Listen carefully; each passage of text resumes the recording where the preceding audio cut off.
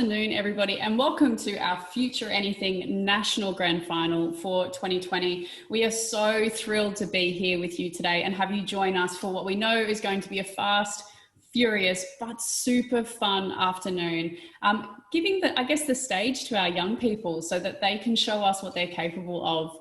Before we get started and introduce our judges to the day and the incredible teams that we have, I just want to stop and maybe pause for a moment and actually cast our minds back. As most of you will be aware of, it's NAIDOC week this week, and the theme for this year is always was, always will be. And so as part of our acknowledgement of country today, I thought I might acknowledge a couple of really incredible Indigenous entrepreneurs that personally I find really inspiring. First up, I'd love for you to meet Clinton, and he's a psychologist and a Brisbane-based Indigenous man. And he and his wife have kicked off this incredible venture called Sober. And they make non-alcoholic beer, but they use a lot of our native Australian plants as part of their brewing process, which is incredible. And I'd love to move along and showcase another entrepreneur who we've had the privilege of having involved in our Future Anything program. And this is Benson, and he's had a long history of being involved in the entrepreneurship and change maker space. This year he launched Amity Guild, which is they make suits with Indigenous art across the inside of them. What's really cool is he's also the first Indigenous Consul General to the US of A. So we're so stoked to have Benson a part of our program, and also want to acknowledge his incredible contribution to entrepreneurship and amplifying Indigenous voice, particularly through art. And finally, I'd love to pause and acknowledge Michaela Jade, who's this incredible entrepreneur that's bridging the gap for Indigenous people and non-Indigenous people when it comes to tech. They do AI, augmented reality, but really their mission is actually to create pathways into the digital world for Indigenous people. Their organisation is called In Digital, and I would love for you to check them out. So whilst we're going to spend a lot of time today casting our minds forward and thinking about innovation, I want to acknowledge that great innovation comes from acknowledging our past. And here in Australia, our past extends 60,000 years, and we're privileged to have a rich history from our First Nations people.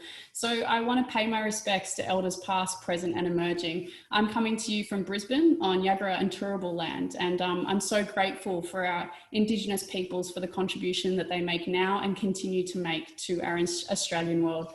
So moving along, how can you get involved in our conversation today? Well, you'll find us across all of our socials, but if you're active on Twitter and Instagram particularly, we're at @future_anything. And today we're using the hashtag #BendingTheFuture.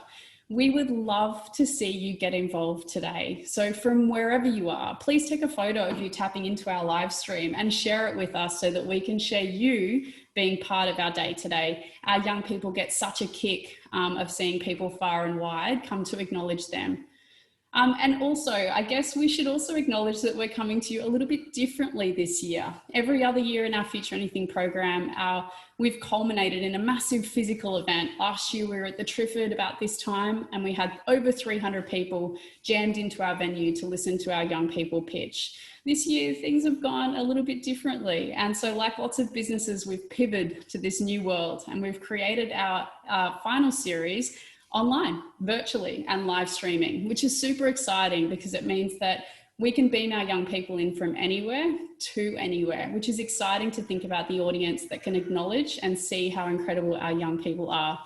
But sometimes we encounter some challenges with tech. So any event I go into, I have a rule of 3, which is that 3 things are likely to go wrong. And it's often as disappointing as this ice cream hitting the pavement. So I would love for you to be patient with us today. If we encounter any tech issues, please be assured that we'll communicate to you as soon as we can any next steps, if and when that occurs. But who are we? Who am I? Why are we here today? My name's Nick Dyson. I'm the founder of Future Anything, but I'm an educator first, and I worked for over a decade in the education system as a head of year and as a head of department across schools in Brisbane. And sometimes when I was in the classroom, I felt like it looked a little bit like this. And I think we've all been in a learning experience that's felt maybe a little bit black and white and a little bit stagnant. My favorite, and I say this every time, is the guy that's in the bottom right-hand corner. He just looks like it's 2:55 on a Friday afternoon, and he's hanging for that bell at 3 o'clock.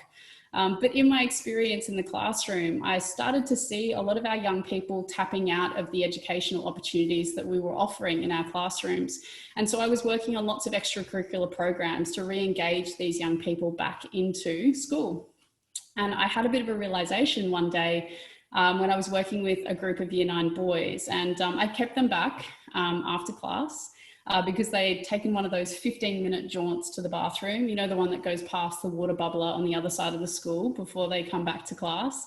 And so they were repaying back that time in their lunch break. And one of the boys looked up at me and he said, "I don't mean to be rude, miss," but at which point I knew something bad was going to follow, because nothing good happens at the end of that sentence when the person speaking is a 15-year-old boy. But at the end of the sentence, he said, "I don't mean to be rude, miss, but why are we doing this?" And it wasn't the first time I'd heard the question, but it was certainly the first time that maybe I stopped and gave it the time and space that it needed to consider my response. And I remember looking at this young person and saying, "Because we have to, and I'm sorry." And for me, that was a catalyst moment in trying to work out that if we provided educational opportunities in our classrooms that were connected to the real world, maybe I wouldn't have young people asking me why we were doing something, because they would know. And it might not be the most fun experience in the classroom, but because they would see the connection to the real world, we would be able to tap into that engagement. And so that's where Future Anything came from. And over the course of the last few years, we've grown from 100 students in one school to 46 schools this year, and almost 3,000 young people designing their own innovative, scalable and sustainable businesses that make the world a better place. But enough about me talking about the program. I'd love to tap into some of our teachers and students so that they can share what the experience has been like for them. I don't think kids are listened to enough. They don't get much of a say in a lot of things. We're growing up in a tech age where we have all these pressures of school, technology, and the whole society has changed. It's all about our generation, it's our future, and how we want to implement our ideas into the future so it's a better place for us.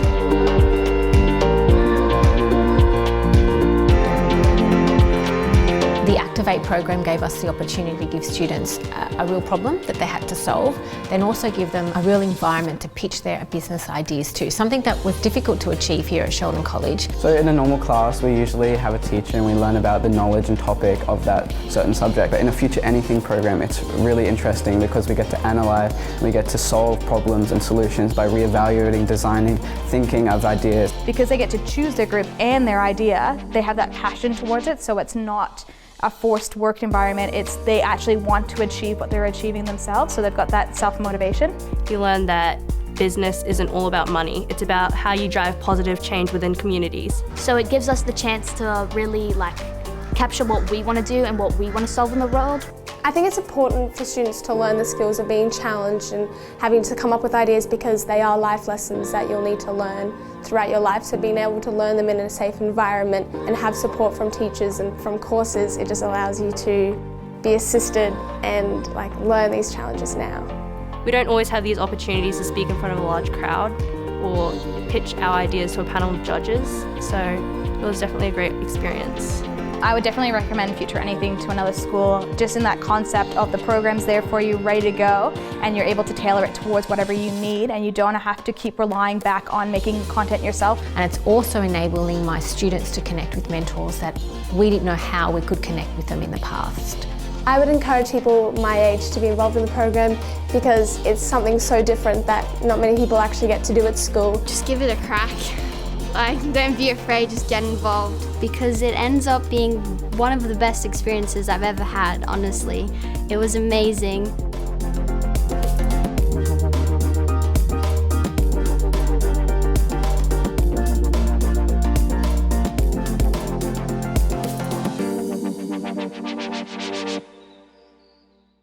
So what we do is maybe a little bit different to how some other entrepreneurship programs, and we work to build the capacity of educators to deliver our curriculum in their classrooms. And although our program looks like it's the perfect fit for subjects like business, it actually started in English, with students looking at Indigenous representations in text and looking at that as a stimulus to look at marginalised groups and how we could perhaps design social enterprises that close the gap for a marginalised group of choice.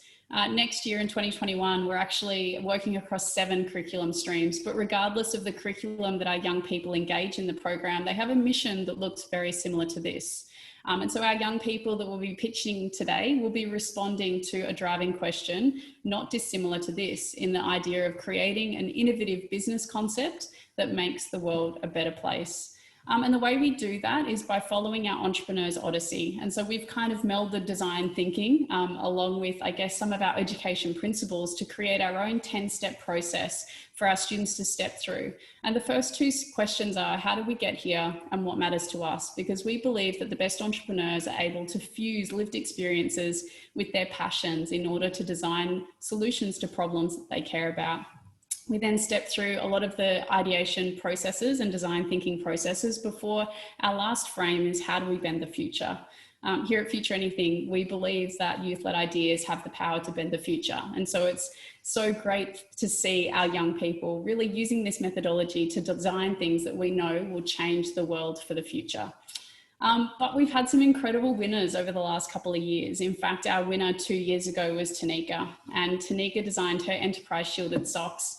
After winning our grand final in 2018, she went on to crowdfund over $10,000, and her socks, her shielded socks, are now in her school uniform shop, which is super exciting. Our grand final winners from last year, Culturehood, also from Springfield Central State High School, designed these incredible hoodies that actually support initiatives to reduce domestic violence, because they felt that in their community, this was something that needed to be addressed now. These passionate young people have got their hoodie designs, are in the process of manufacturing. But we're here today to see who our winner will be for 2020, who is going to take home that trophy that we saw in the last frame and be our national grand final winner. So today, what the agenda is going to look like is I'm going to talk for a bit, and then I'm going to throw to our 3 incredible judges for them to introduce themselves. We then have 8 pitches to move through. We were actually only going to be taking 5 teams through to our grand final, but the caliber of pitch in our semi-finals was so strong that we've actually brought 8 teams through to our final today, which is super exciting. At the end of our 8 pitches, our judges will do the very difficult job of deliberating before they announce winners, runner-up, and prizes. The structure for today, we're going to have 3-minute pitches, and the students have been told that that's a hard deadline, which is super tough to convey everything that they need to within 3 minutes, but I have complete faith that they'll be able to do this. At the end of the 3-minute pitch, we're going to get some questions from our judges. Now, we've only got a short period of time today, so our teams may face anywhere from 1 to 3 questions, depending on how we're traveling for time and the length of response required from our students to the judges' questions. But the exciting thing is, at the end of today, our young people will have the opportunity to tap into quite a large prize pool.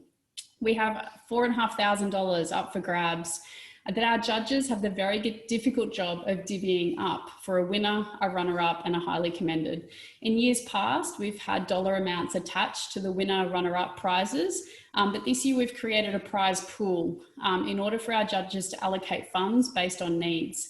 So our teams have been, instructed to really consider what their ask is today, so that our judges can hopefully support them to get the cash they need to launch their idea. Now, there's a really important part of our process at the end of our 8 pitches, which is our people's vote, which means that you, everybody watching, will have an opportunity to cast your vote for your favourite pitch at the end of today. That will be open for 10 minutes, and you'll get the link at the end of the 8 pitches. The team that amasses the most votes in that time and wins the people's vote will walk away with $500 cash. So it'd be great if you know somebody who should be tapping in to watch this live stream, shoot them the link and get them to be involved so that they can support the team that you want to see win the people's vote. It's important for our young people. One of our mantras at Future Anything is that we're always getting better. So we would love to get your insights through the pitches today to kind of virtually high five our young people and give them any feedback or support they might need. These young people are incredibly invested in their ideas, and they're hungry for feedback to make the idea better. And they're also hungry for connections and partnerships that might help them leverage or scale their concept further. So you can head to this link here, so futureanything.com/grandfinal grand final feedback, and you can leave feedback for any of our teams throughout today. We would love for you to tap in and acknowledge the things that you love about our young people and any feedback that you've got that might help them improve. We'll then collate all of this feedback and give it back to our teams, which I know is a little bit like Christmas for them, because they, through this virtual means, don't necessarily get to see that vibe or those reactions from our crowd. So this is a way for us to bring that vibe and that crowd to our young people post-event.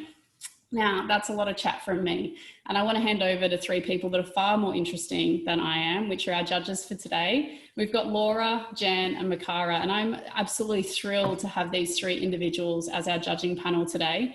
I'm going to get them to introduce themselves rather than me read their very long bios. And guys, I'd love it if you take sort of 1 to 2 minutes to tell us a little bit about your journey, but also what's one thing that you're looking for today in a compelling pitch or a compelling idea that might help our students really center themselves moving forward. Makara, I might kick off with you if that's cool. Thank you so much for having me, Nick, and congratulations to each and every team on making it to this point. I'm truly so inspired by all of you. I'm coming to you from Turrbal and Yagara land, and I want to pay my respects to elders past, present, emerging that I'm presenting upon today.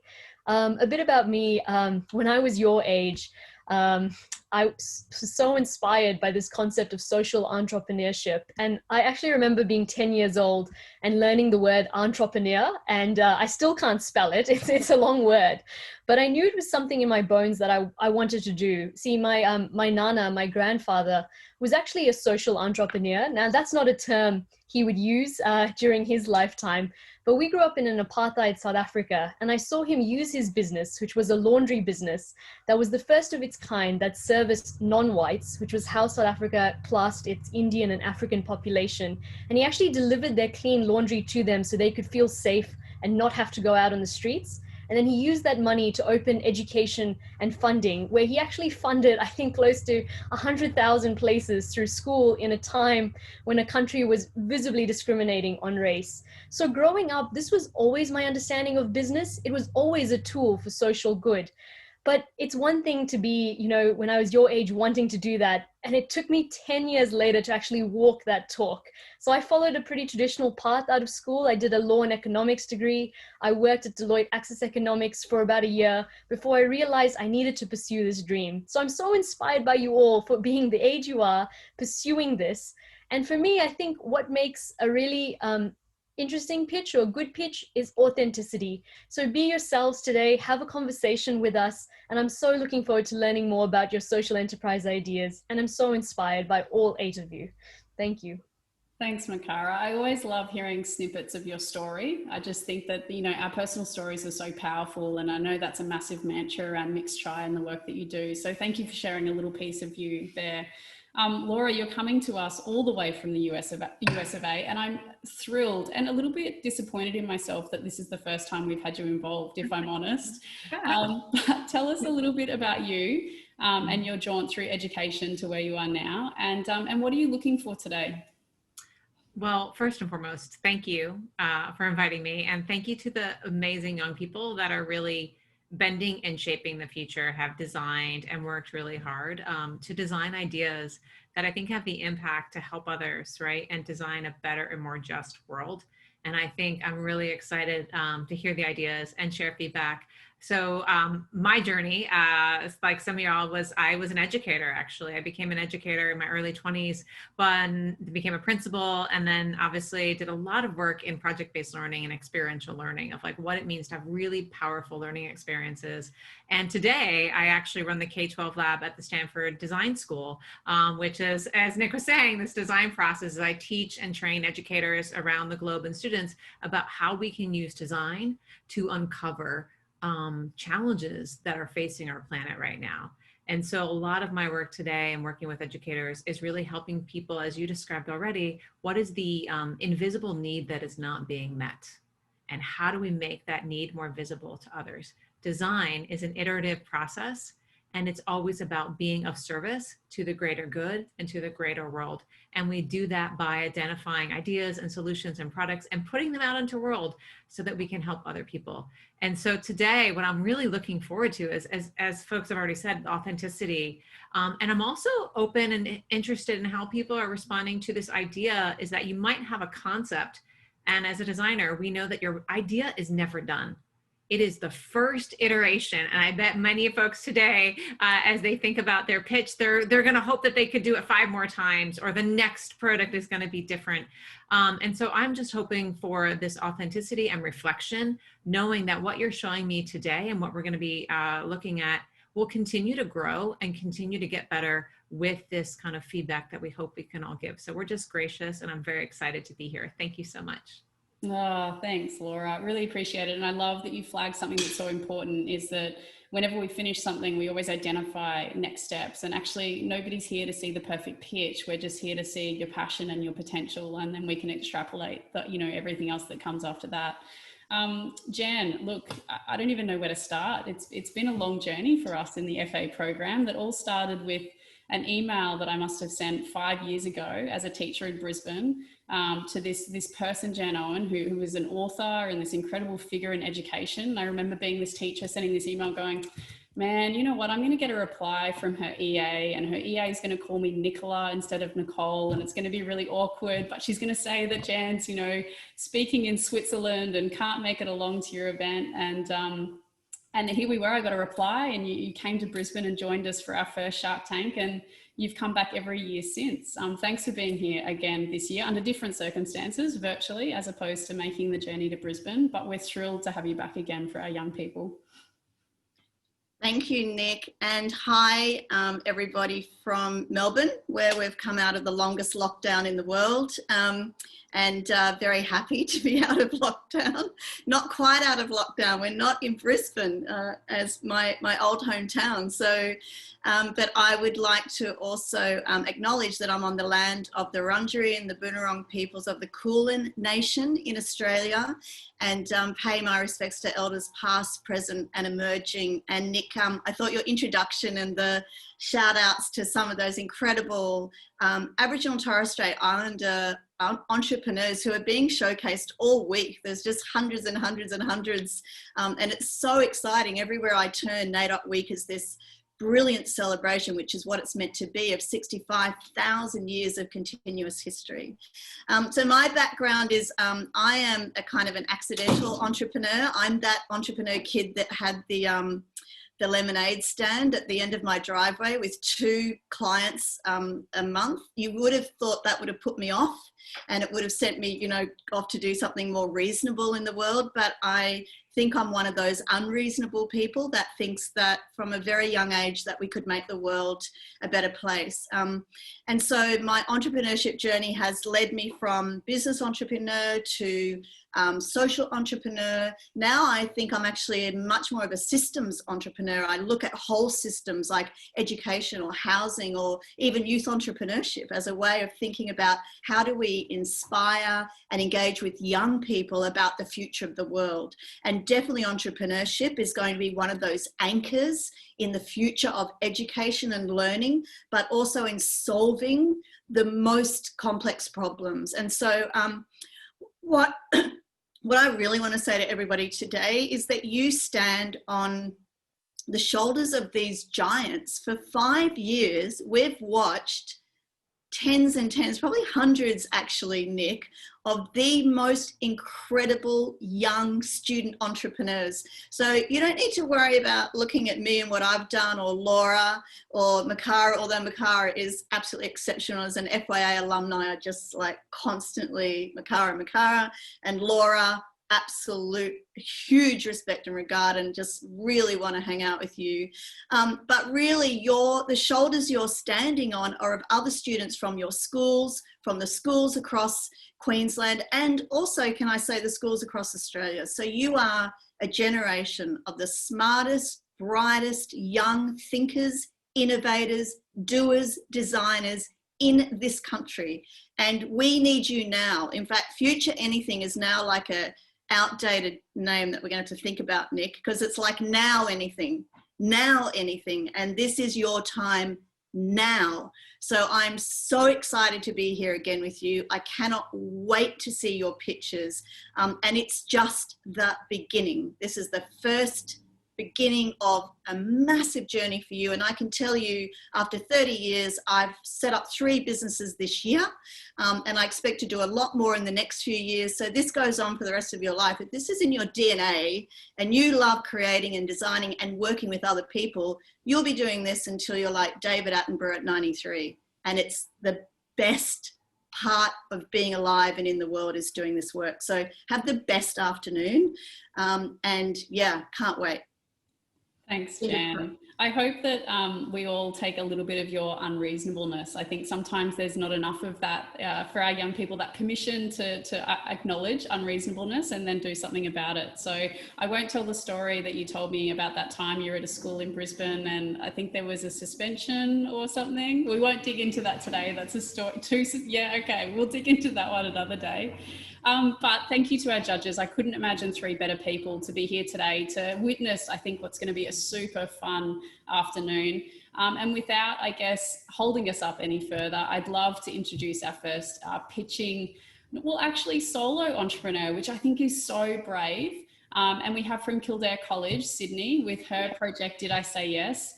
How are you feeling, Sydney? Like, this is the you went through regional finals and then went through semi-finals and now you're here at the grand final. How are you feeling? I'm actually really excited, so that's good. Awesome. I also want to acknowledge the fact that your teacher, you guys had a sign up behind you that said, Did I say yes? But because of the way that the cameras flipped, it didn't work. Does this mean that somebody on your team went and printed that in reverse so that it would show the proper way for us here? Yep. Who was it? Because I feel like we need a shout out. That's some epic work. Was it Steph? Oh, it was Laura, but she's not here right now. And Steph. Laura. Epic work. I think it's important that we acknowledge that because that's pretty special. Yeah. We're ready for you, Sydney. So have fun, and we can't wait to hear your pitch. Okay. You cannot change a person, but you can influence them in changing their choice. While I'm talking to you, 7 girls under the age of 15 will be sexually assaulted and feared for their lives. Think of the girls that you know in your life, your sister, your niece, a close friend. The sad truth is that even today, in the 21st century, girls are not safe and statistically are more likely to be sexually assaulted than they are to be killed in a car accident. Because of society's views on sexual assault, 81% of women will not report being sexually assaulted until later in life, and many will never report at all. This is wrong, and we can't just stand by and let this keep happening. But what if there was a way to influence someone at the point of perpetration to reconsider their choices, to rethink their decision before they sexually assault someone? My idea is to give girls a simple tool in the fight to protect themselves, a circuit-breaking strategy that's implanted in their clothing. These may look like everyday clothing items to you, but what if when you tried to remove them, there was a message that could provide a point of protection for these women? I want to produce a glow-in-the-dark patch that you can iron onto your clothing that simply reads, Did I say yes? The label will be big enough to catch attention, especially since it glows in the dark. When clothing will be removed, hopefully the message will give a point of consideration for a potential perpetrator, time enough to possibly stop and reconsider what they are doing before things go further. We all know sexual assault needs to end. Something needs to be different. My deepest thanks goes to my partner organisations for their support, particularly Yarra Place Rape and Sexual Assault Service, who have agreed to support a day that I'm introducing to promote my concept called National Day of Consent. A representative of Yarra Place will come to Maya and the local boys' college and host an assembly to provide more information on the topic and ways to address it. I'm here today seeking your expertise and financial support. With $500, I could create and sell 100 glow-in-the-dark patches and 1,200 bracelets for National Consent Day for both male and females. With $2,000, I could create my apparel line, which is the jeans and underwear set. For phase 1 of my business, my target will be to sell 100 glow-in-the-dark iron-on patches bearing the phrase, Did I Say Yes? And as for males, I will also make patches with the words, Real Men Always Ask. In phase 2, my goal is to sell 100 pairs of jeans and 50 pairs of underwear. I'll begin a pre-sale campaign on Kickstarter and get orders to my school, so therefore I'll know exactly how many pairs and what sizes to purchase. If my idea develops into a business around phase 3, I want to employ teenagers like myself to give them an opportunity, not just to earn money, but to make a real difference in this world. I've conducted an initial survey to test the salability of my idea, and to say the least, the response has been absolutely overwhelming. I'm Sydney Rose, and this is Did I Say Yes? Fantastic work. Talking about iterative, I know you've put in heaps of work to improve upon the feedback that you've received and really craft your pitch for today. I'm going to welcome our judges back. And judges, we have time for 2 questions. I'm going to throw to the first person that raises their hand. I love it when they're polite. Go, Makari, you're in. Jan, you're up next.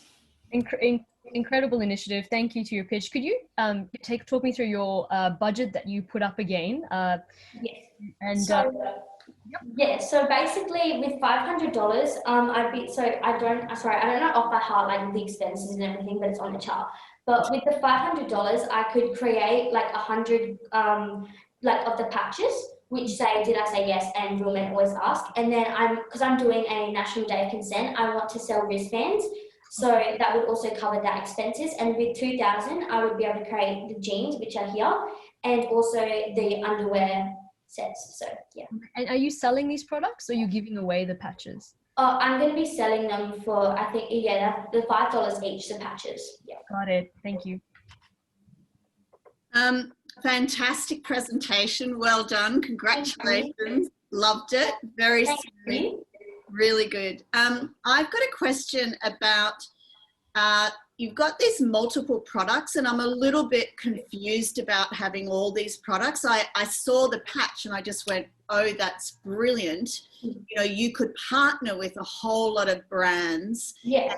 That would be a way to do it. And then you start talking about other products. So talk us through, you know, this range of products versus kind of one and a set of partnerships with that. Yeah, so basically for phase 1, which is what will happen if I win, or just anything, I want to make it happen, you know. So that's what I'm going to start with, just because you don't want to put so much money into something if it won't sell. So I'm using the patches as a starting point, which you can just iron onto any sort of clothing. And then if that's like successful and I have enough money, then I'll bring in the jeans and underwear. But I'll also have the wristbands, but they will just be particularly for the National Day of Consent. Fantastic. Thank you so much, Sydney. You were epic and such a great start for our pitching event this afternoon. Thanks also to our judges. Laura, you'll be up first for our question from our next pitch. And I'd love to welcome to our virtual stage Peter from Mercy College in Mackay, who's also had the task of moving through our semi-finals through to our grand final today. And I know our judges and everybody listening are going to be captured by his personal story, which has inspired his venture that he'll be pitching today. Peter, we're so excited to hear your pitch. Mate, we're ready when you are. Okay. Mental illness. It's one of the most common illnesses. But how much support is out there? Little to none. Numbers keep growing, and COVID keeps pushing them higher. Rural areas often don't have enough resources and health professionals. This app connects people. Rural areas often don't have enough Rural areas often don't have enough resources and health professionals. You're the Boss works for everyone, everywhere. This is an app that connects people feeling alone with allied health professionals, mentors, and friends that know what you are going through. This is something I feel very passionate about. Hi, I'm Peter, and I'm here to tell you about You're the Boss. When I was young, my parents were told I'd never be able to talk. I learned sign language and thought I needed a machine to speak for me. I remember feeling disconnected from the children in my class. They just couldn't understand me. I only had a small handful of people that would take the time and try and listen to me. So now that I have a voice, I want to make a difference. I want to connect people when they need it the most. Helping people who feel alone can find that mentor or find that friend. What's You're the Boss? It's an app that connects people, creating true friendship and companionship, one of the fundamental and core benefits of life. It's a helping hand when you need it the most. This is a safe space that has a secure gateway. To enter, you'll need to be verified by an allied health professional. You enter your likes, dislikes, and back them. Then you are instantly matched up with people of similar ages who have been through similar challenges. You can connect with health professionals as well. These people can make a difference, helping you cope and manage with all you're going through. Or use similar design features to a dating app, connecting people with similar interests and experience in health professionals. But you are the boss. You control your profile and you decide who you want to work with, talk with, and get to know. To be an entrepreneur, it's 1% idea and 99% execution, and I'm focused on both. You're the boss is doable, sustainable, and worthwhile. Speaking with local organisations, they really want you're the boss. To make it a reality, I'll work with a tech co-founder and get funding from local mining companies and government grants. We've even got a social worker in mind. With You're the Boss, distance disappears as vital connections are made when you need it the most. Thank you for listening. Incredible work, Peter. That was such a strong pitch. I'm going to welcome our judges back to ask you some questions. We've got time for 2 questions. So I'll kick off with Laura, and then I'll throw to the first person who raises their hand between Jan and Makara. So the race is on for fastest fingers today. But Laura, throw to you first. Any questions for Peter? I love this, Peter. This is a fantastic project, and I can tell you afterwards why I think it is, but I don't, we have a lot of time. How many, what do you think, like when you think about, what's the cost structure for this? You know, how much do you think this is going to cost for people to use it? Well, it's going to be a free app for people to use. So we were planning with the money that we get from this, we will use it as a little stepping stone to create a little beta version so we can show the mining companies. Because why would you want to invest in something that doesn't have a start? Because you know your money's safe. Amazing work, Peter. Thanks for that really clear answer. Jan and Makara, who's fastest hand?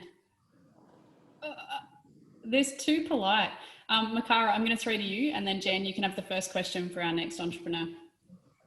Peter, thank you for that very clear and concise and wonderful presentation. I'd love to know a bit about your story was so compelling, Peter, and I'd love to know, what would the impact of an app like this have for you? If you had access to this right now, can you talk me through some of the benefits you feel it will provide?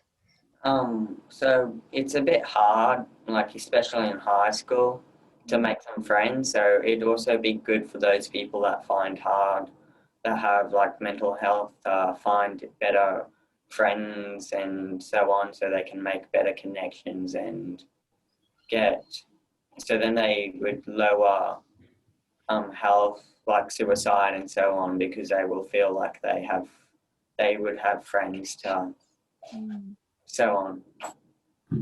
Fantastic, thank you.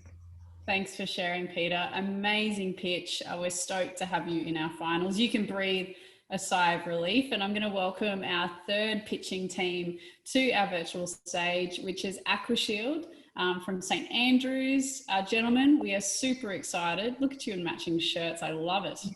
We're super excited to have you here today. How are you feeling? How has the prep been between the semis and today? Yeah, I'm not going to lie, lots of effort was put in, lots of communication over the phone, but yeah, we're pretty confident with it. Yeah. I love it. I love the enthusiasm. We're so excited to hear your pitch, so we're ready when you are. Okay. Good morning, judges. We are the founders of AquaShield, a company that has focused on creating a new type of shark barrier to keep humans safer and have less of an environmental impact on aquatic species globally. Next. Every year, approximately 800 sharks die due to being entangled in shark nets, but sharks are not the only ones to fall victim to these nets. A number of other aquatic species, such as seals, dolphins, and hundreds of species of seabirds are found within these gloomy nets. Shark nets have proven to be an inefficient way of protecting beachgoers, catching only 1 targeted shark per every 72 non-targeted animals globally. 23% of animals killed in the northern New South Wales trials belong to species classified as threatened according to the IUCN Red List. Next. They are more of an ornamental than functional product. To the untrained eye, they look safe, but little do most beachgoers know that the sharks can actually swim under and around and enter the beaches. However, with problems in this world means that there's always a solution, and that's where the Aqua Shield comes into play. Next, using the design thinking process, we come up with the Aqua Shield Shark Barrier. At Aqua Shield, we believe a product needs to be reliable, easy to maintain, environmentally friendly, self-sufficient, and built with quality materials. The current life expectancy of an Aqua Shield is approximately 6 to 8 years. Next. After surveying people at Noosa Main Beach, we've determined our primary goal is towards protecting aquatic wildlife and our secondary of providing more security for beachgoers. Next. The key to the success of this design is the use of magnets. Magnets have special properties that repels sharks and rays. Sharks have an electrosensory system. These tiny spores are extremely sensitive to even the slightest of electromagnetic waves. Next. Think of an invisible dog fence that prevents a dog from leaving its yard. We have taken that concept and used it to deter sharks instead. A real-world example can be seen in shark bands. Essentially, it is a magnet inside a wristband. We have implemented this technology into creating the Aqua Shield. Next. The product is a large piece of rope connected by a pulley system. The rope consists of magnets that have been galvanized. Depending on the depth of the water, the length of the Aqua Shield will vary. A weight is connected to the bottom. Each Aqua Shield will be spaced 4 meters apart from each other. Next. We are asking for $5,000, which allows us to test one MVP in Sea Life Mooloolaba and will help us achieve validation and ultimately install our product into Noosa Main Beach. Next. Furthermore, since the semi-finals, we have been in contact with the head of Surf Lifesaving Parisian and pitched our concept to the head of Noosa Digital Hub. From this, we have received favourable feedback and assistance was offered. Our plan of action is as follows. In 1 month, we will create and test the finished product at Sea Life Mooloolaba. In 3 months, we will contact Noosa Council for approval, and in 5 months, we plan to have a fully functional Aqua Shield in Noosa Main Beach. We need to care for the environment. Help us make a stand.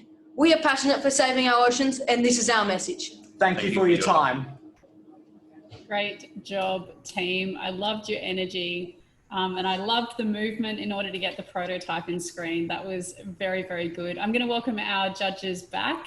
Jan, I'm going to throw to you for the first question, and then Laura, I'm going to throw to you for question 2. Fantastic, guys. First of all, thank you for the way you jumped through the screen. I don't think I've ever seen a pitch quite so visible. You were right on it, completely on it. So you've got excellent presentation skills, don't forget that, and communication skills, which are essential in pitching. So well done. I've got a couple of questions. I love the prototype. I just wonder, what feedback have you had about the prototype? What do you need to change in order to get to that test? And then secondly, I might be cutting Laura's lunch here, but what are the that's an Australian term, Laura, sorry. What are the financials? What's the financial model? How will you manufacture this, pay for it, remanufacture, all that? What have you got in mind? Okay, so, the Aqua Shield, it really is a product that we think needs to be out there. We look at the concept and we look at the spec, and then we just go, how do we make the best better? Well, for us, it's all about listening to feedback consistently, testing it out in the field consistently, and then making refinements, making it able to be to perform at the best of its abilities. So what we've done in terms of feedback-wise, before the original what we've got here, we think that we may have a slight issue in terms of easy to maintain. Reason being is because we're trying to find a way that keeps the actual structure secure. So we've looked multiple times over, and we've figured that, okay, if the pulley system is brought in, then we should manufacture or design our own clip that is designed to withstand the conditions that the Aqua Shield will be placed in. In terms of how we're going to build out and the manufacturing processes that we'll be going through, we plan to get in contact with an engineer that is local in this area, and we'll basically go over with him, what he thinks will be good ideas for it. We'll also give him the concept and idea, and we'll just keep going with meetings to him over and over and over again. The estimated price of each Aqua Shield, once finished, is around the $800 to $900 mark. Thanks, guys. Nailed it. Laura, you're up. That was amazing presentation. I love the energy. And what I love particularly is you saw something that was working in a different field and applied it, right, to like a new concept that they have the magnets. You saw like, that's interesting. What if we did this to it and applied it to a different concept, which I think is really interesting and a key thing that designers do. I'm curious about what you anticipate the impact being. Have you identified beaches? Have you identified where the lives will be saved or the number of sharks that will be saved? What is the actual like environmental or human life impact that you think this product might have? Well, luckily we got that exact question answered right here on the paper. So with most of the beaches actually all over the world have this problem consistently throughout each year. On average, we don't have the exact statistics per beach, but like we mentioned before, around 800 sharks just alone die in shark nets every year around the globe. And I think with this product, like we've looked at how, because like we said, our primary goal is to help the environment. That's what we're focused on. And what the design does, it makes sure that that like things like whales, dolphins, dugongs, they're not going to get snared up in this product. We've done a bit of research with regards to like other species like rays, especially sawfish. Sawfish we know are critically endangered.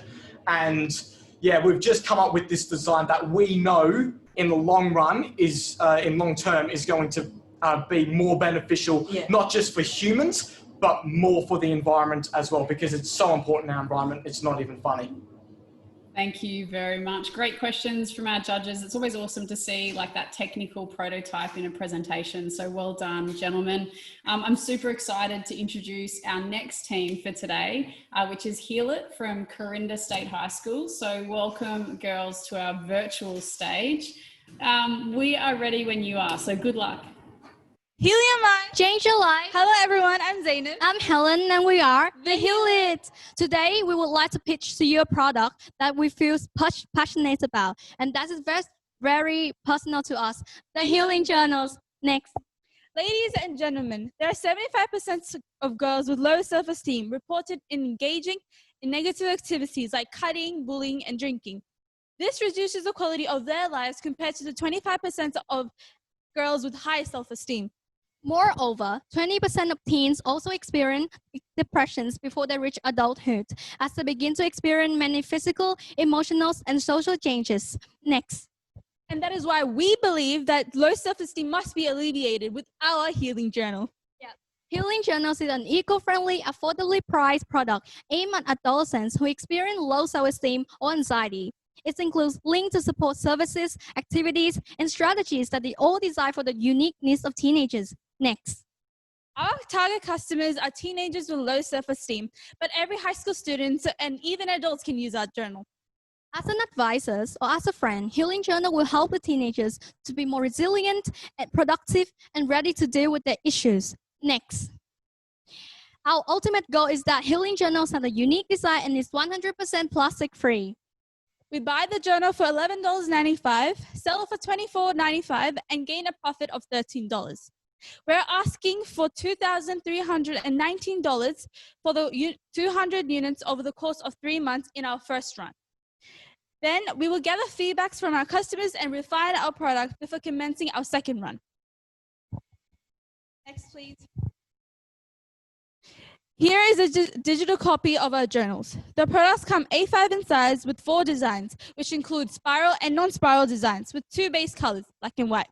In the future, we'll invent more color choices. Next. For the internal design, we have the page called All About Me, where teenagers can cherish their strengths and improve their weaknesses. This ensures them to focus on themselves and be happier. Next. Here's another prototype of our internal material, the daily planning. Please have a look. Next. I Guess I Can Write a Journal helps young children work through difficult situations with simple cartoons, while Big Life Journal helps tweens and teens develop a resilient and a growth mindset. However, both our competitors are American-based journals, which contains information that are irrelevant for Australians like us. In comparison, our journals have the unique selling point of being eco-friendly and tailoring for Australian teens, which is more meaningful. Next. Our promotion strategies, we will use our own Instagram account and the school Facebook account to build online communities that exchange their experience and support while spreading positive messages. Our future goal is to work alongside schools who offer school planners to their students. Corinda State High School values students' well-being and have already indicated that they will be willing to pilot our journal as part of the school planner offers. Next. We are also able to measure our success through the consumer time consumptions. For example, if a student interacts with Healing Journal 30 minutes per day, it will add up to 100 hours per school year of being well-being encouragement of like that being exercise. And that's only for interacting with the journal. The hours will be doubled if they use our extra activities. Next. Want to make your life from 0 to hero? Then choose our Heal It Journal. Thank you so much.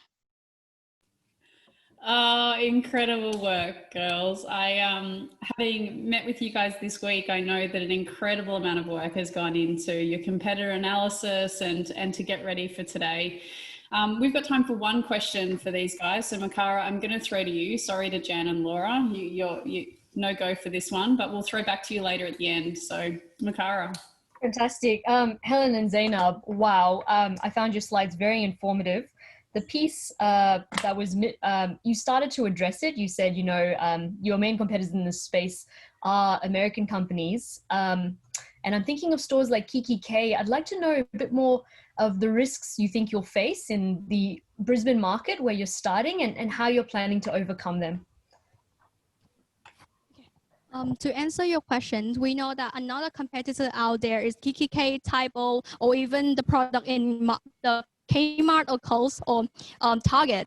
But we already have the market research over the weeks before, and we see that their journals have something that need to be improved, or maybe they are too expensive. For example, KKK they are like $50, and I don't think that is good. That is like cheap enough for teenagers to buy. And also they have a leather cover, and we aiming for 100% plastic free. So that's not what we are aiming for.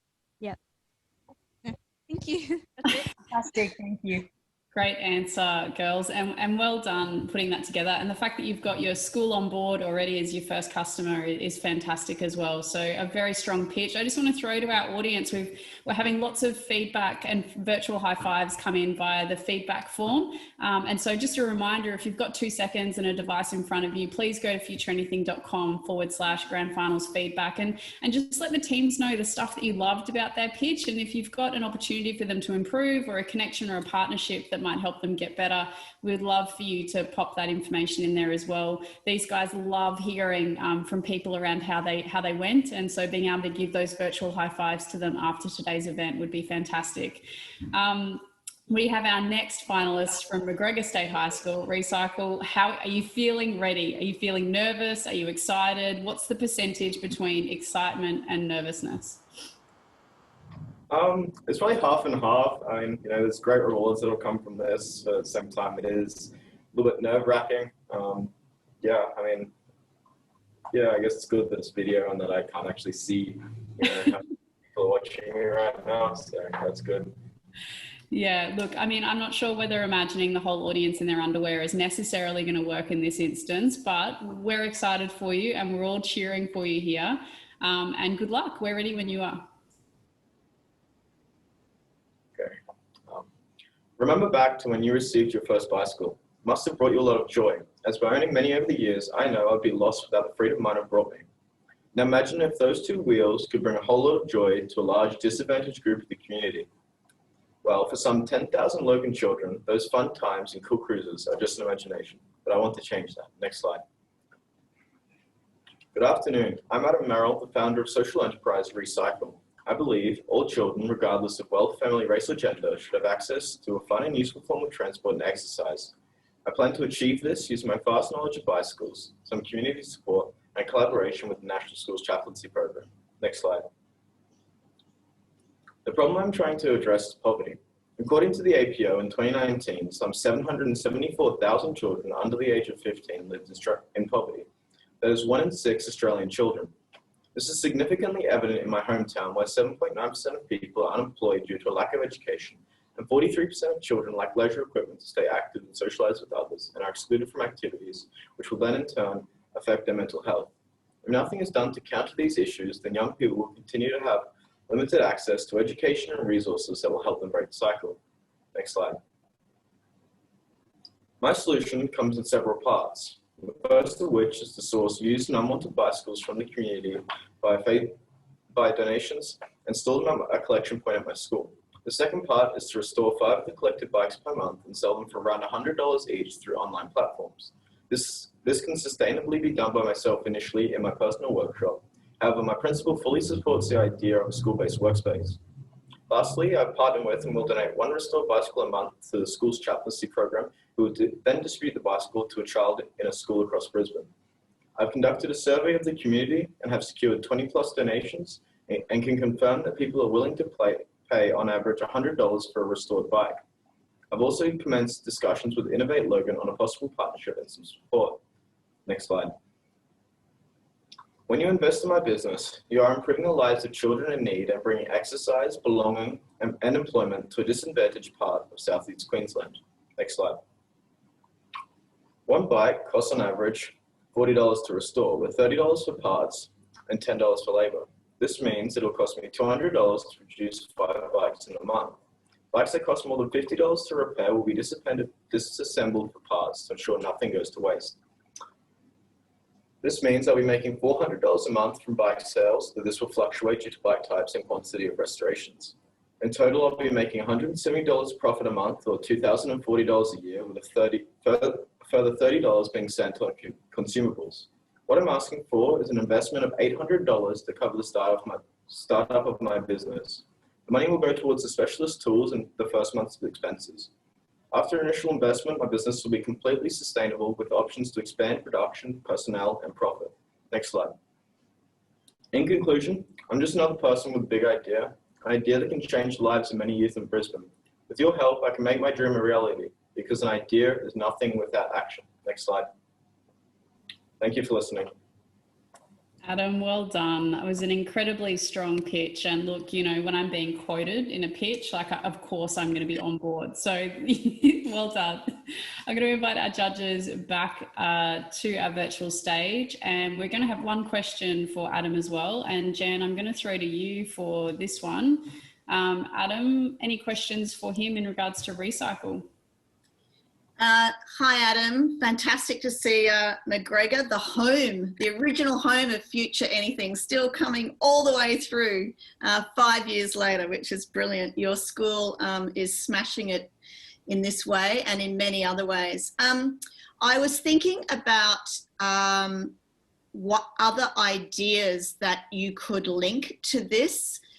So who have you talked about this in terms of with partners?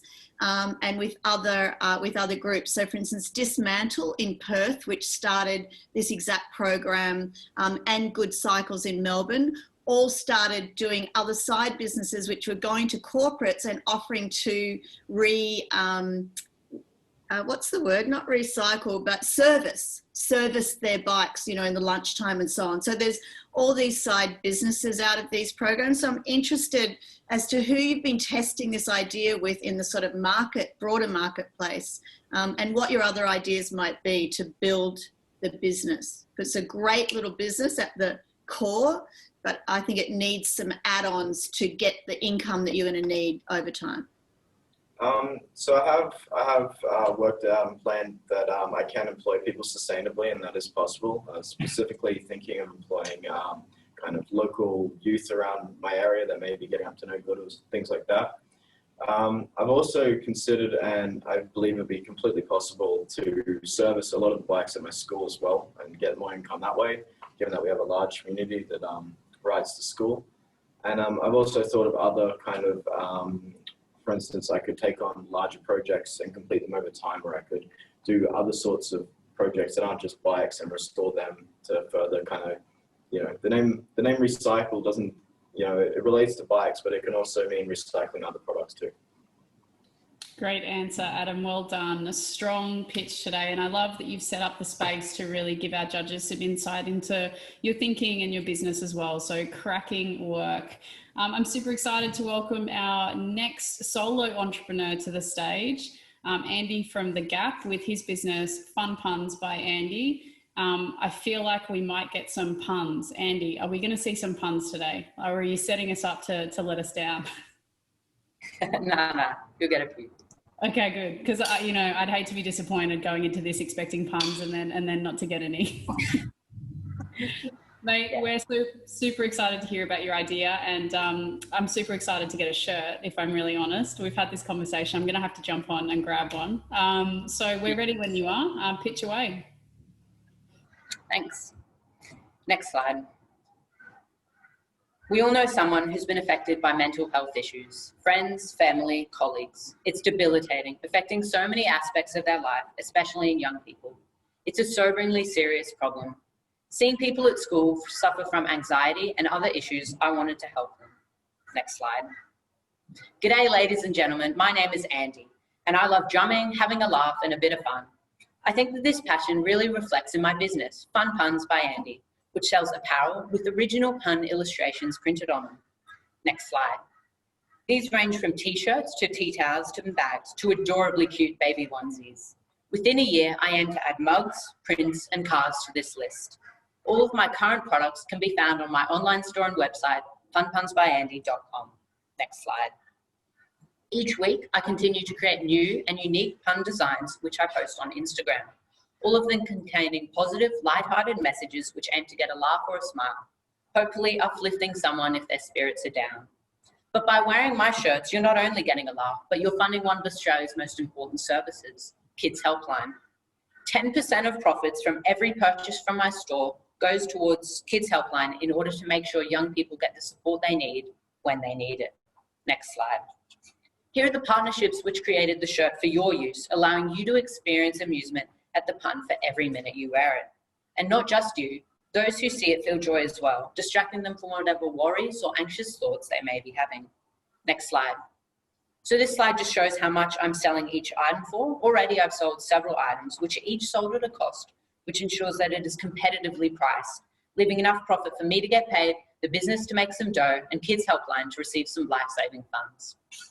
Today, next slide, sorry. Today, I'm here asking for $2,000 to kickstart my business. Although my business is already selling products online, this money would really give it the boost to enter the market, quite literally. With the money you give me, I would begin selling my products at a market. I'd use around $500 to license a store, including posters and signage. Shirts are a bit inconvenient to sell because of like sizing and fitting and stuff. So instead, I'd predominantly sell bags, which are perfect to hold the items people are buying. Next slide. In my store, I would still have one of each shirt so that if people want to buy them, they can jump on my online store and do so. To buy around 40 bags with 4 of my very best puns, I would spend $600. I'd use around $500 for 20 tea towels, $200 to create business cards, and another $200 for cards. With the profits made and products left over, I would come back to the market next week. Appearing at a market would not only drastically ramp up sales, but it would also increase my business's exposure and potential sales. Next slide. And that's me. Thanks, Charlotte. Thanks, Andy. Love it. So I'm going to welcome our judges back to our virtual stage. We've got 2 questions for you, and these questions are going to come from Laura and Makara. Laura, I might throw to you first. Any punny questions for Andy here? I wish I was so quick, Andy, on the puns. That was amazing. I love the shirts and I love the puns. And I particularly really love the donation aspect of like, here's this concept and then you're giving back.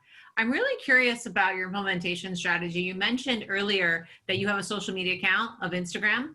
And I'm curious, how many followers do you have currently and how that affects your strategy to sell at a market? I'm curious, because if you have a large social media following, there's an opportunity to sell online versus go in person. So could you talk me through your strategy about why you want to market a pop-up shop, essentially, right? Yeah. To start as opposed to investing in a social media kind of, I would say, burst, if you will, to get your word out there? Yeah. So right now, just to answer that first question, I have about 160 followers. Andy, I just had a quick look. So gone up at least 10 since you've been pitching. So the reason I've gone for a market is just because I really don't have much of an online presence right now, but I think going to a market, would increase that. And so, even if they don't buy stuff at my market at the stall, they can at least follow and then at a later date, potentially buy something. It's just a lot more physical, get exposure, that sort of thing. Yeah. Thanks, Andy. Makara. Yeah, Andy, love your puns. Think you're very talented. Thank you for that very humorous presentation with the puns. I'd love to learn a bit more about your timeline. You mentioned the partners you were working with. Say you've got the money and you're signing up for a Christmas market in a month. What are your time frames in terms of production of your products, physical products, and being able to get them into markets? Yeah. So, I'd start at that market and probably make it weekly from the profits made and stuff. Looking to the future, adding other products, and then also making connections with other people and companies. So, I've already talked to a local cafe near me around starring my products at their cafe, other places around me. Also considering, looking at a hospital and see, something like some of my puns on their pillowcases, little enterprises that could happen in the future as I continue to grow and, have the money to fund things like that. Weekly stalls. And how long does it take you to turn around a t-shirt? If I wanted one of your t-shirts, when could you get it to me by? Yeah, so right now it's about 2 weeks with standard delivery. I mean, you can get express, which is a little more expensive, but yeah, 1 to 2 weeks. Great turnaround. Thanks, Andy. Great job, Andy. So great to have you a part of our final. You can breathe a little bit now. Well done. We're going to invite our second last team to the stage today. Super excited to welcome Safe and Secure, 3 pretty epic young women. Girls, how are we feeling? Ready to go. We're so ready for you as well. Ready when you are. Pitch away. Pregnant at the age of 15 and ready to share her story. A young girl who became a mum when she was still a teenager. Next slide. 2 years ago, I was a normal, fun-loving, school-hating teenager in year 10. I wasn't the most well-behaved student, but I loved my family, my friends, and my boyfriend. In 2008, I was on a holiday with my family and boyfriend celebrating our 1-year anniversary. 2 months later, my entire life fell apart. I was pregnant and didn't know what to do. Next slide. Across our nation, New South Wales is the only state in Australia to mandate sexual education in schools. We are 3 teenage girls who are denied the right to important information and are bringing about necessary change. Next slide. We are safe and secure, and we recognise the large hole that our education system lacks, keeping us young adults safe. Next slide. Our mission is to educate and influence safe relationships for teenagers, but especially girls. We want to empower teenagers on the topics of safe relationships and not to feel alone and ashamed of something so normal. Next slide. Take a look up on the screen for a moment and see the CEOs of the top 4 condom brands in Australia. All of them are male, above the age of 40, and none currently contribute to the education system with their product. This is why we are different. We are teenagers supporting teenagers. Next slide. What sets us apart is our packs created by us to be sold to the youth of Australia. It includes 10 condoms, an information booklet, educational quotes, and an iconic sticker. The initial packs will be sold at a cost of $12. Next slide. The profits gained from the sustainable condoms will be put back into a non-for-profit educational program and podcast. The profits will fund healthcare professionals to visit schools and talk to both genders about necessary sex education. We have realised that some schools' perspectives cannot be in line with our product. We are in the process of creating a podcast where we invite influencers and healthcare professionals to discuss sex education topics so that students who cannot access this can jump onto Spotify online and access this for free. Next slide. Within months, our business is ticking major boxes. When forming this company, we met with our assistant principal who noted that the school needed to implement an educational program with students and was giving it discussion with those in admin. We have a manufacturer, Glide Condoms, who is one of the biggest sellers in Australia, who with their support and donations has confirmed on buying their sustainable condoms in bulk. And we have a list of 60 students from our school who said they'd buy our product. Next slide. To start selling our game-changing product, we need an investment of $5,000. We have calculated a break-even point of 416 products to be sold. With additional support and exposure, we believe we can easily reach this target within a 6-month period. Next slide. Although you could never measure out on a chart or a graph how many generations have suffered from missing this discussion, we want to give girls and teens the start of a story and opportunity to access accurate and powerful information. We are 3 passionate girls who have proved in the recent months that we have this ability to make the company work. We are safe and secure, and our product is more than a conversation. It saves lives. Thank you.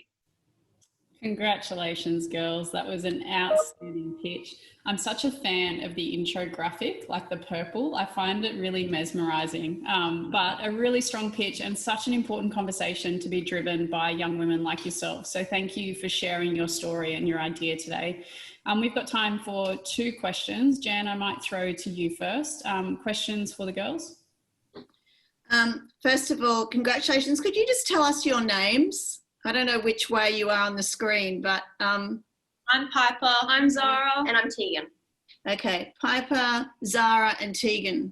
Yeah. And Zara, how old is your child now? Oh, I don't have a child. I thought it was yours. No. Okay, that's great. That was a big part of the pitch that I missed. That's great. So listen, I thought it was fantastic, and I was mesmerized by a few things, Nick, as well. Not only the kind of framing of how you're presenting this in a different way, the fact that you have all these CEOs in your target in your target eye, which I think would be terrifying for them. They should feel quite terrified and intimidated with you 3 coming at them. But finally, I'm kind of interested in where have you done, and this is a bit tricky, this question, so I just want to be careful with it, but how have you done your product testing, or, you know, who have you talked to about this and done your testing with amongst your peer group? And, you know, potential young mothers, of which none of you 3 are that, although I thought one of you were. No, definitely not me. So we have spoken with a worker from the Glide Condoms, and he said that he was willing to support us and he was going to send us out prototypes. We could take a look at that, and then we were ready to buy in bulk from him. But we've had discussion with him and health clinics about donations from them and what we can do like further in the community. We've also had surveys with peers and students, and they've talked about what they wanted and what they think is like good for them, because they are the target market. So we're listening to the audience and got feedback off them. And we also wanted to incorporate sustainable condoms, because that's an important part, like environment.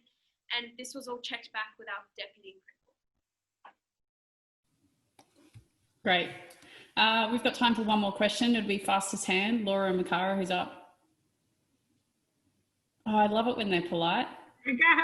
I'll jump in.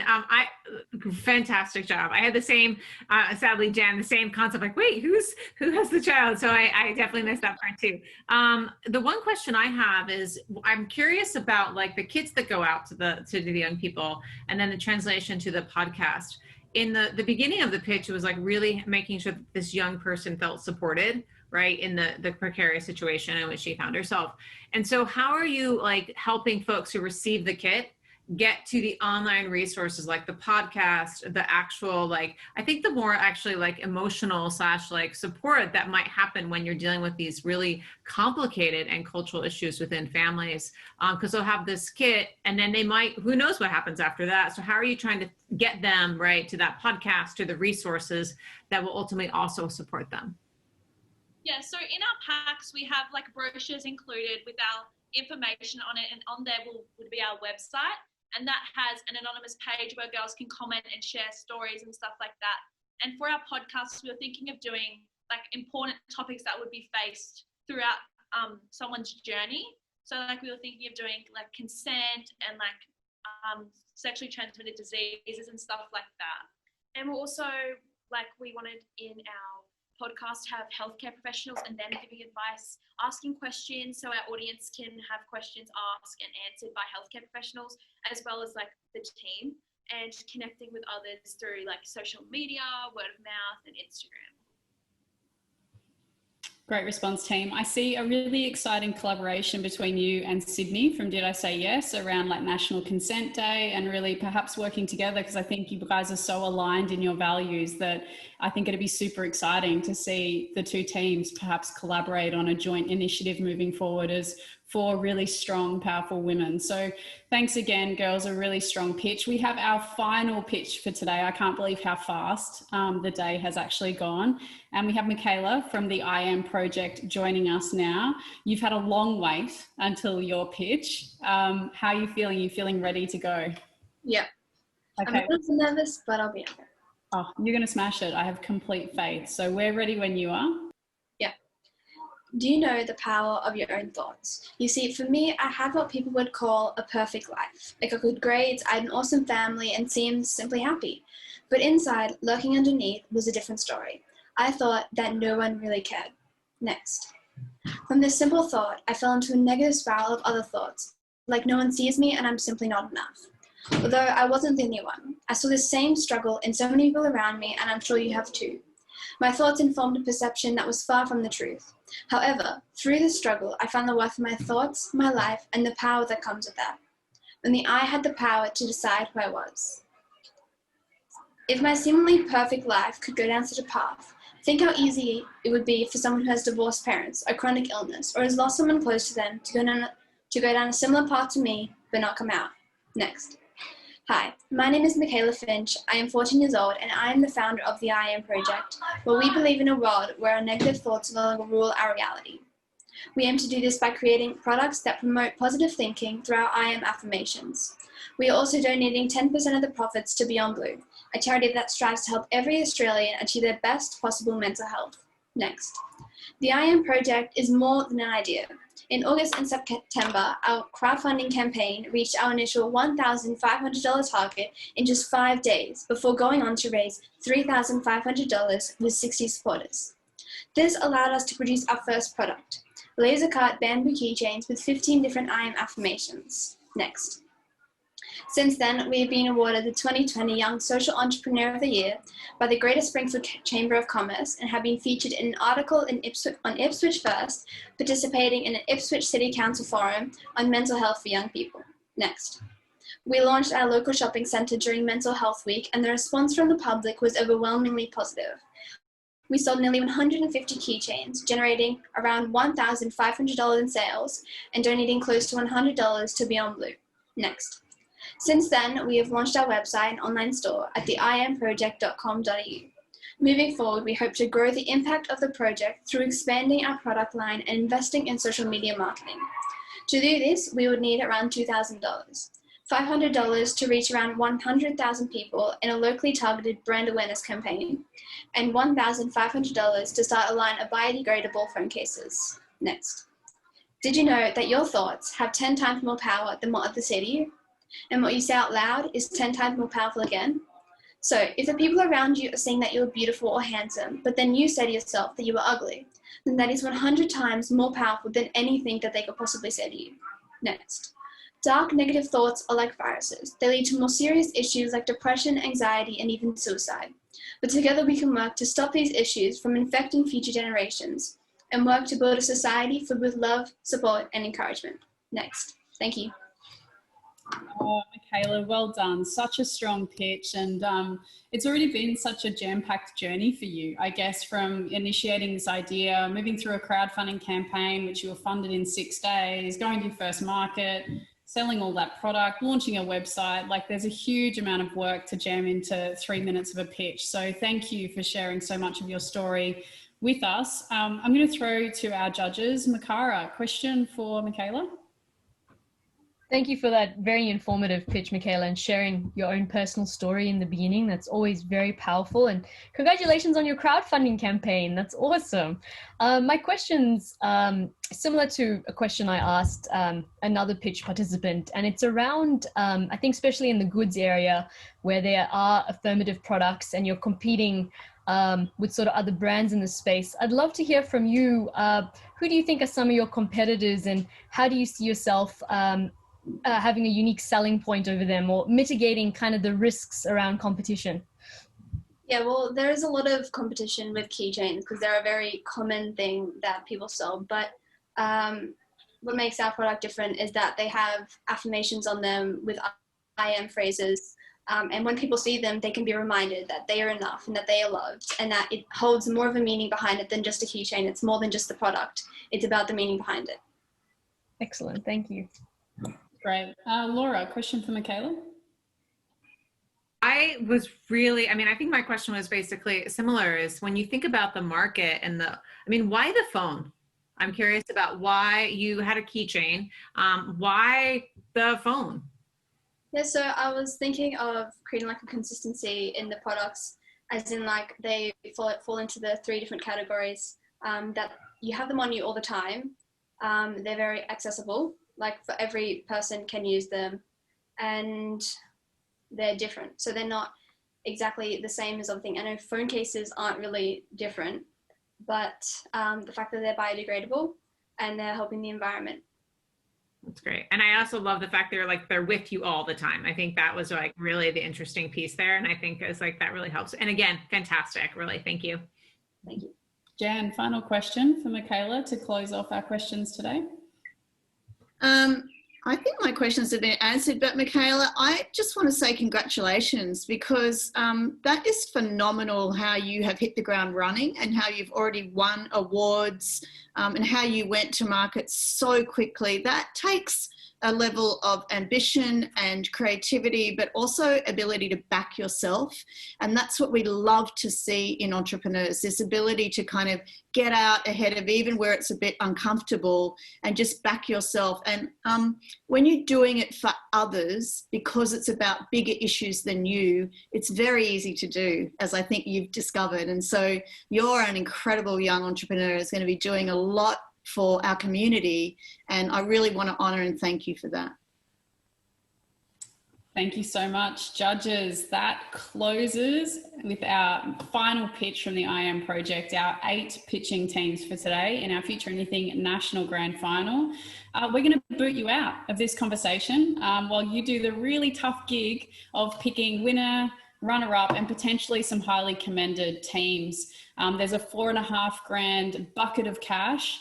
So our judges will be choosing whoever wins and a runner-up and highly commended teams. But in addition to that, they will be allocating buckets of money to those winners. So it could see our winner walk away with the whole $4,500, or perhaps it could be a number of teams that get part of that cash pool in differing amounts. So our judges are going to move into a private room for them to do the tough job of deliberating. But in the meantime, everybody watching, you've also got a job ahead of you, and that's the people's vote. And so you're going to find the link on your screen right now, futureanything.com/people's vote. I would love for you to head to that website there and choose the team that you loved the most. The team that wins the people's vote today is going to walk away with $500 of cash. So please jump in and back the team that you loved, and feel free to obviously ring in some other supporters to back our teams as well. I don't know about you, but the caliber of pitching from our young people has been outstanding. So I know it's going to be just as tough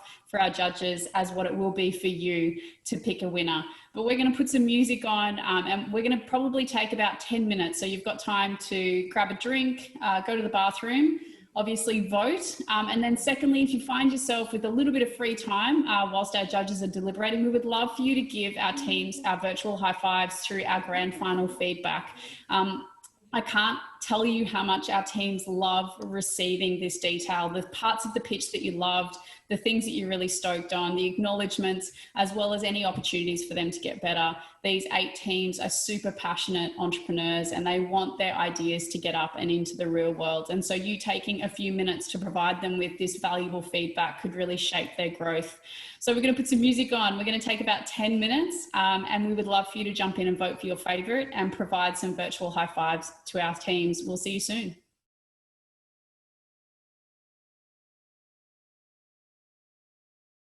Welcome back, everyone. You know, when the judges take a little bit longer than anticipated, it means that it was a difficult decision for them to choose a winner, which I'm not surprised at. The calibre of our pitching teams today was outstanding. And before we announce the winners, I'm going to welcome our judges back to the virtual stage. And as they're coming back in, I just want to acknowledge how incredible the young people were today. If I cast my mind back to when I was 14 or 15, I'm not sure I was tying my own laces yet. And certainly my mum was making my lunch before I went to school. So for these guys to be 14 and 15 and to be jumping on our virtual stage, not only to present to an audience of hundreds out there who are watching right now, but also to be presenting an idea that they've designed themselves. I mean, these young people have identified a problem that matters to them. They've then gone through the design process to come up with a solution that's innovative, scalable, and sustainable. And then they've been courageous and brave enough to pitch that at their school, at our semi-finals, some of our teams also at regional finals, and then to step up and show up again today. And I know that sometimes it's easier to step away from experiences like this because the thought of putting yourself out there can be so overwhelming that we shy away from stepping into the spotlight or sharing our thoughts, sharing our feelings and sharing our ideas. And so before we hear, obviously, the judges' decisions around winners today, I think it's important to acknowledge the bravery and how courageous our young people have been in stepping up today and showing up today. And we hope here at Future Anything, the entire team, we want you guys to know that we back you. Regardless of what happens today, we're here to support you to take your idea from where it is now to wherever you want it to be. So regardless of the outcome, please make sure you reach out to me and you've got unlimited time for us to work with you to get that idea up so that you can see this reach the potential that we know that you're capable of. And I'm going to throw to Jen now, who is going to have the honours of talking us through the decisions. I know you've got a couple of highly commended teams, and then you'll step us through our runner-up and also our winner for today. Will. So once again, congratulations, everybody. And when we normally do this live, we actually at this point always turn to our audience and say thank you to our teachers, our friends, our family, our educators. So I'd love you to do the props to them because that's amazing what they do. And I know that they stand behind you and really support you and help you. Also the Future Anything team, Nick, the whole team, we can't thank you enough for bringing Future Anything to our schools and to the students and to the educators and to the community in Queensland. It's very powerful and very important. As I said at the get-go, there is no more important time now to start innovating and stepping into the solutions that we need now and for tomorrow. So it's incredibly important what you've done, and you have all done magnificently, not only to get to the grand final, but even in the grand final here today. There is a new set of skills and capabilities that every student needs and every education system should be offering. And it is what you demonstrated today: creativity, innovation, design thinking, ability to be flexible, smarts, like really good smarts, and the ability to collaborate and work in a really, really fast way to iterate and let go of your ideas and kind of move on fast. So you've represented what I think actually the education system is going to be evolving to and is going to now, led by organisations like Future Anything. We have really, really amazing, I nearly swore then, brilliant co-judges in Laura McBain and Makara Ramsing. You can't get two better people. And there's been brilliant judges across the entire program who I know you've met through the semi-finals. So we want to thank all of them for their time, because this is an incredible gift that you get to access very, very successful people in entrepreneurship and in Australia and the world, thanks to the virtual world that we're living in. So we have 2 highly commended, 1 runner-up and 1 winner. Plus, as if that's not enough, there's a People's Choice, as you know, that, that gets voted on. And we've decided this year to put some of the funds to the people for the People's Choice Award. So there's going to be some of the funds that we had in our kitty, we're gifting to the people who have voted for the People's Choice. So I want to talk to the runner-ups first. There are 2, to the highly commended. There are 2 highly commended. And we liked both of these because we saw that there was an opportunity to quickly move to market, to build really excellent partnerships, that you were on that. You understood the need for partnerships and you understood the kind of little ecosystem that you needed to create very quickly to get your product up. But your products were also innovative, and they were smart and clever, and they had plans, really good, clear plans behind them. So our first 2 highly commended for the grand final of the Future Anything 2020 drum roll of this year go to Recycle and Safe and Secure. Congratulations. You can first second. Amazing, amazing, amazing work. And we believe very strongly in your ideas and that you have got an excellent chance of getting them going and getting them happening very quickly. So good luck. You each have $500 towards your project to go to the next stage. We would strongly encourage you to go with that $500 and say proudly and loudly, we won this at a grand final in Queensland, the best state in Australia, and we want this matched by you, our funder, you, our partner. So we want you to match those dollars and grow the money that you need. Does that make sense? Yes, congratulations, both of you. Our runner-up, very, very, very important role, very important place, and very important idea. And this is going to somebody who's already proven their smarts and their skills and their capabilities in this space. And so it's with great drum roll, again, it's so hard not to do it physically. And we're really thrilled to say that we believe that I Am is the runner-up for 2020 Grand Final Future Anything. Congratulations, I Am. You are going to win $1,000, which we, again, would love you to match, to go and get your product and get it moving and get it out there. A really innovative, fun, exciting product into the market. And we think you can do that, and you've got a proven track record already. So congratulations. Our final, the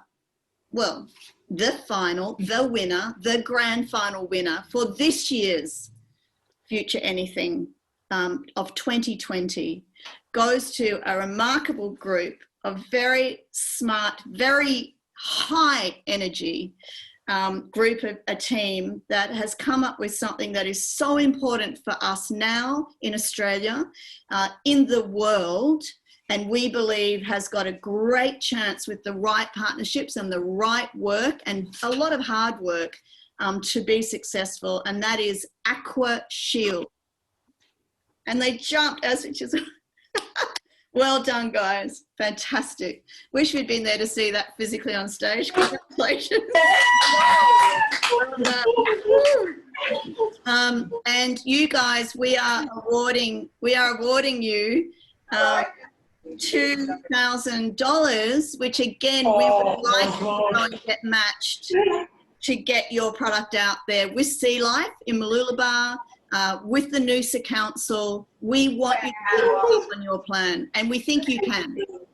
So congratulations, and that plan will deliver for all of Australia and potentially the world if Aqua Shield can get going and get launched. Now, as is always the case, congratulations. Let's give a big round of applause to all the all the winners. As is always the case, there are people standing on the stage or in the virtual stage who didn't today take out a particular prize. That by no means is any reflection on you, your idea, the people you are, and the work that you put in. And we know that you put in work. Remember, you got to the grand final. It's hugely important. So we encourage you to keep going. Your ideas are excellent, and we would love you to see you working on them. Nick already talked about some partnerships, which would be amazing for us to facilitate. She also said that Future Anything is going to walk beside you, and that is incredibly important. So this is a community, and we support and back each other in this community. So with that, thank you so much. And I just want to hand over to Makara and Laura quickly to see if there's anything that they just want to say to wrap up, because they've been brilliant co-judges, and they are brilliant entrepreneurs in their own right as well. So over to you two. Thank you so much, Jan. And honestly, echoing what Jan has said, each and every single one of you was so inspiring, and we had a really hard time. And if it's any comfort, I'd like to share something a mentor of mine once shared with me. Sometimes you'll win something and you may have been the best person for the job, and sometimes you win something and you may have not been. So much of it is not a reflection on what you are actually going to achieve. We're so proud of each and every single one of you. And personally, I want to back each and every one of you. So I'm going to pop my personal details in the chat. And honestly, I'm in Brisbane. So if you want to catch a coffee, if you want to see how I can help you through my networks and keep making this vision happen, please personally call or email me. And I really believe in each of you. A huge congratulations to our winners today. You really smashed out this criteria. We really believe in you and feel like this is a great starting platform for you to go and raise more funding. And honestly, just keep doing what each of you are doing, because the future is now and we need great minds like yours. So privileged to be here and listen to you all today. Thank you. Thank you. Thank you, Makara. Thank you. I am so honored to be part of this amazing group and to see what I consider like the futurists of today, the young people that are designing and identifying, challenges and needs that are not yet met. And so for the folks who, won prizes today, you're doing it, and we so applaud your efforts and the work that you're doing. And for the folks who who didn't kind of get the awards today, know that like your work matters, and the works that we noticed you all doing were really important issues that have to be solved, and you are the people to do it. And, I work in design. I work with people all over the country and the world thinking about how to think about design and how to be more innovative as designers. That's my field. And one of the things that we always say is the mark of a really great designer is not what they do with this one idea. It's the idea that's 12 stages down the road. It's the next one, and it's the next one. And so as you think about the feedback or the great ideas, or as you continue thinking about the idea that you have, think about what's next, right? Who can it serve? Because all of this, all the great ideas that were established today are really about in service of other young people and of our planet and a real more just world. And I think we should all really remember that that's what this is about. And I'm so happy and honored that I was able to see the brilliance that you all are doing and how you're really bending the future to make it better for everyone. So thank you so much and congratulations. Oh, thank you, judges, and congratulations to Aqua Shield for taking out our grand final this year. How excited are we to give us maybe a sentence each about what it feels like to win the national grand final? You go first. Fine, you go first. I came into this thinking it would just be like a school thing. I had no idea this would happen, but I'm so glad that we've gone this far. All right. I'm lost for words currently, but look, if I had to put it in summary, we went out there, we knew our idea, and for me actually to just come up here and actually, like I said before, it's more than just an accomplishment for us. We're absolutely stoked. We're so grateful to be part of it. Thank you, Nicole, for actually making this, come a reality, and also to the judges as well, and even the teams. Awesome effort to you guys, and the story's just going to stick in my mind forever. This has been an amazing highlight to a very eventful year. Thank you, guys. Yeah, I was blown away that we won this. It was an utter shock when we won the semi-finals. even more so now.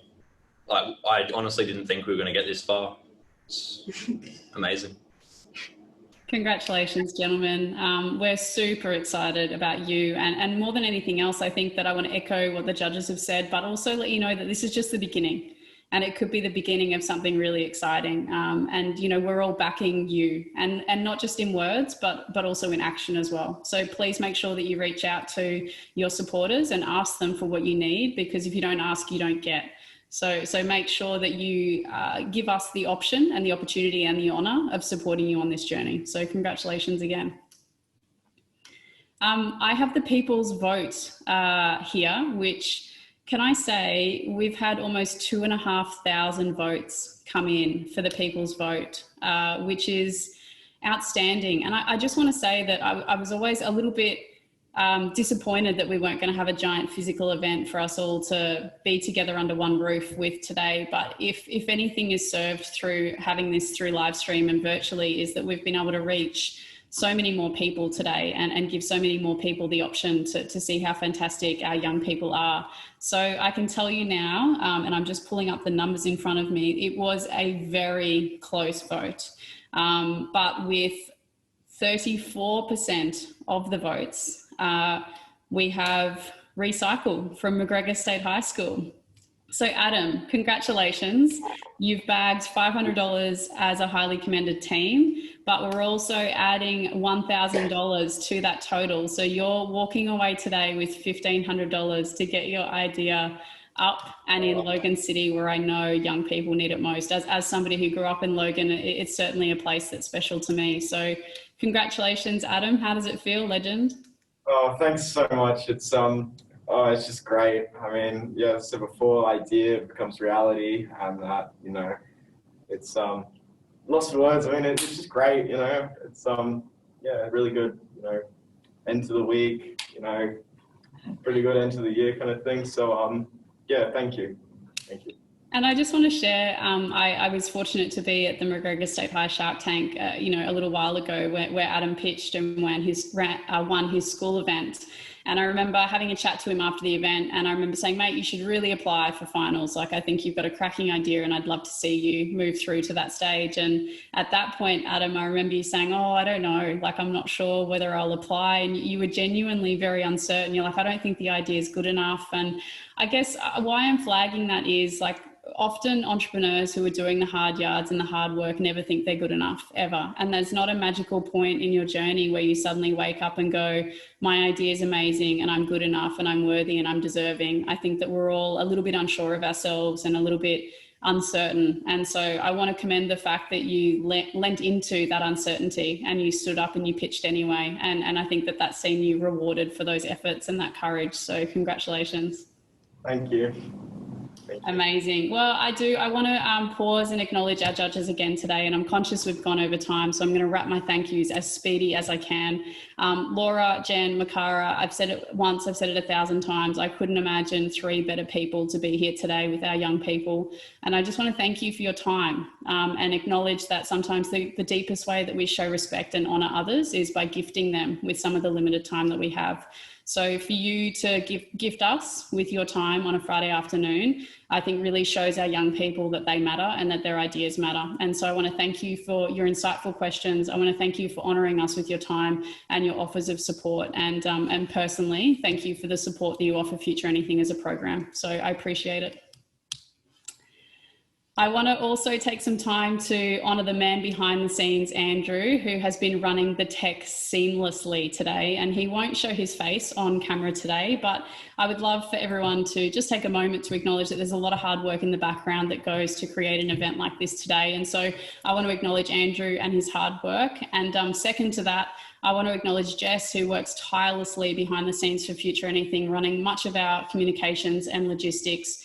Jess, you're worth your weight in gold, and there's absolutely no way that an event like this could possibly come together without you and without the work and the insight and keeping me on my toes that you bring. I'm aware that you're sitting in the background now shaking your head because we're so well over time, and I promise I'm going to wrap up really fast. So, but thank you, Jess, and thank you, Andrew. I want to echo something that Jan said before, and for our schools that are watching now, I would love for you to turn around and high five or applaud a teacher who's nearby, or COVID shake any of your educators that are nearby, because programs like this don't happen in schools like yours without teachers that back programs like this. And so please take a moment to acknowledge the teachers that have brought us into your classrooms, because without them, we don't exist. And we're so privileged to work with so many talented educators, not only in Queensland, but through South Australia today. And we're so grateful for the trust they have in us in order to work alongside them in this journey, and also how brave they are to do something different in their classrooms. I think as teachers, it can sometimes feel risky to do different, and these teachers really are bending the future of education by jumping with us in this journey. In order to make it to your classrooms, we've also had a number of partners and sponsors on board this year, and I'd really like to acknowledge our partnerships in the Mackay, Whitsunday and Isaac region through Split Spaces and GW3 for supporting schools in the region to jump on board.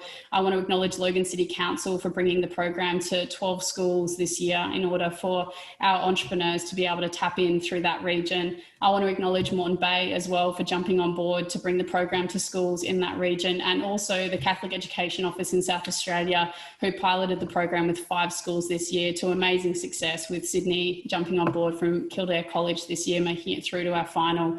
Again, it's without, we need like partnerships and opportunities to work alongside providers like this in order to be able to bring our program to new schools and other schools and new young people. So thank you very much for that. Excitingly, we've opened registrations for our Activate program this year. So if you know a teacher or a school who'd love to jump on board with us and bend the future, then we would love to chat to them. Please reach out. And finally, I would just like to finish by reiterating that the stars of this show are always the young people that work in our programs and who are courageous enough to share their thinking with us. So if you know a young person with an idea, the best way you can honour them and their thinking is to ask them how you can help.